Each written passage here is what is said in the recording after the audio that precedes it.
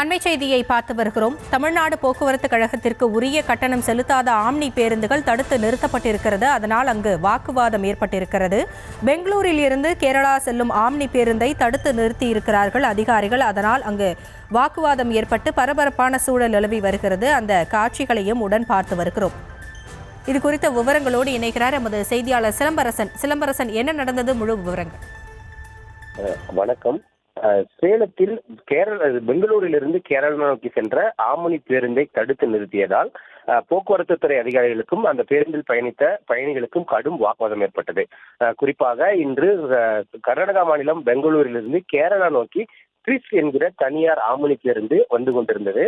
குறிப்பாக அந்த ஓமலூர் அருகே உள்ள சுங்கச்சாவடி அருகே நின்று கொண்டிருந்த போக்குவரத்து துறை அதிகாரிகள் அந்த பேருந்தை நிறுத்தி உரிய ஆவணங்களை கொடுக்குமாறு கேட்டுள்ளனர். அந்த உரிய ஆவணங்கள் சோதனையை மேற்கொண்டதில் அந்த பேருந்து தொடர்பாக கடந்த ஒரு வருடமாக அந்த தமிழ்நாடு அரசுக்கு கட்ட வேண்டிய உரிய தொகையை கட்டவில்லை என்று தெரியவந்ததை தொடர்ந்து பேருந்தை நடுவழியில் ஓரமாக நிறுத்துமாறு கூறினர். இதனால் ஆத்திரமடைந்த அந்த பேருந்து ஓட்டுநர் பேருந்தை உடனடியாக எடுத்துக்கொண்டு அந்த பெங்களூரு சேலம் தேசிய நெடுஞ்சாலையின் குறுக்கே நிறுத்தியதால் பெரும் பரபரப்பு ஏற்பட்டது. இதனால் போக்குவரத்து பாதிப்பும் ஏற்பட்டது.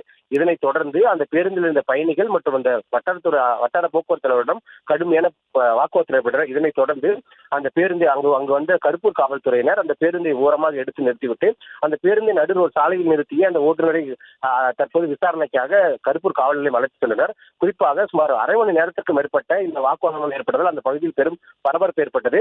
இதனைத் தொடர்ந்து அந்த பேருந்துகளுக்கு மாற்று ஓட்டுநர் ஏற்படுத்தி அந்த பேருந்தை மட்டுமே அனுப்பி வைக்க அதிகாரிகள் தற்போது முடிவு செய்தனர்.